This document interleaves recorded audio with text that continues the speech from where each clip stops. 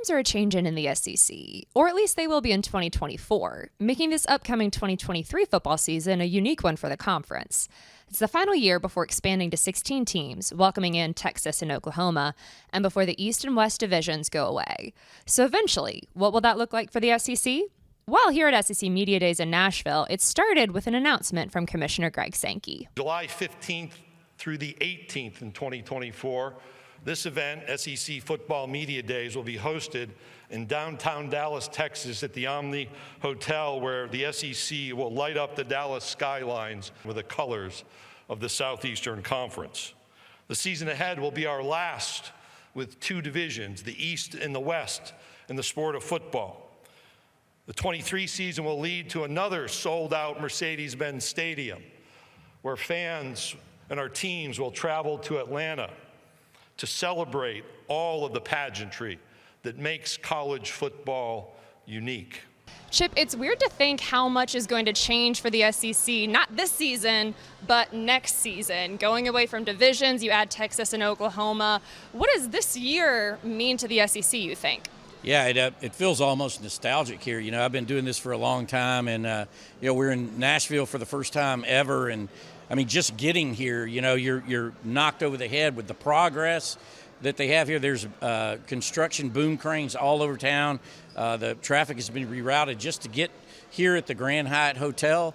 It's an adventure. It is an adventure, but it does represent kind of what is going on in Nashville, of course, but also in the league. I mean, it's a league under construction. Right now it's 14. Next year it'll be 16. Right now it has divisions. Next year it won't have divisions. Commissioner Sankey pretty much, you know, indicated today that there will be more change going forward. I mean, he favors the 9-game model. We'll have an 8-game model next year, but one of the most important aspects of the entire schedule quandary is preserving rivalries, and they very clearly want to preserve rivalries, and they want to move ahead with non-conference scheduling. So, I mean, it's just a league in progress, a league under construction, and I think that's what we're seeing here today.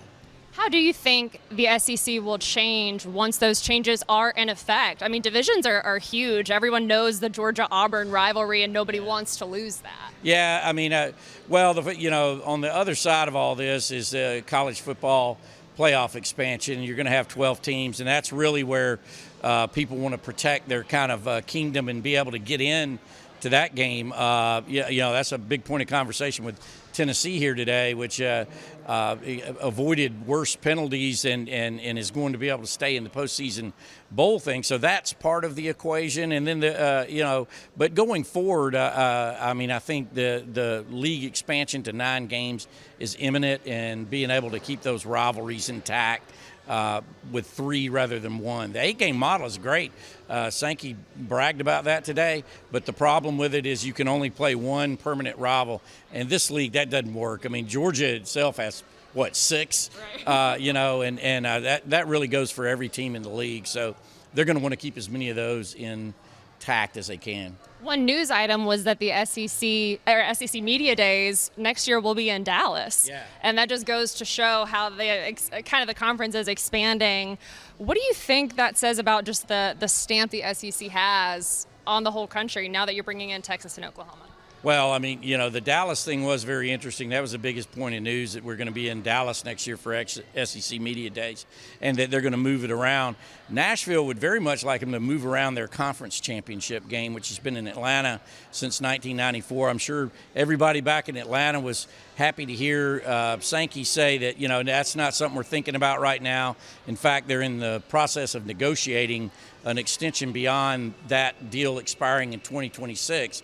However, he did not shut the door and lock it at all. He talked about The Art of Possibilities, a book that he enjoys reading, and he just comes ready with that stuff every year, So he's been reading The Art of Possibilities, and Nashville is building another multi-billion-dollar stadium on the other side of the river, and certainly would love to have the conference's marquee game there. So, there's still a lot of things to be decided about football and other sports, but right now it's all about football and 2023.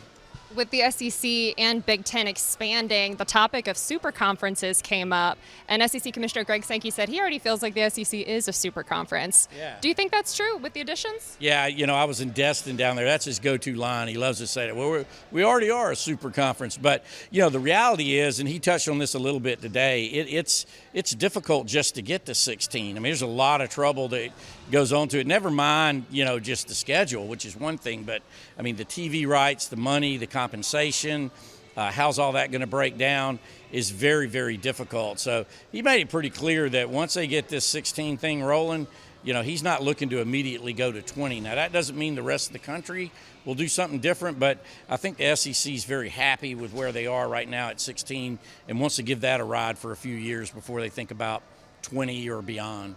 Chip, thanks so much for joining me. You got it. Thanks to all of you for watching. Make sure you continue to follow along as we cover SEC Media Days here in Nashville.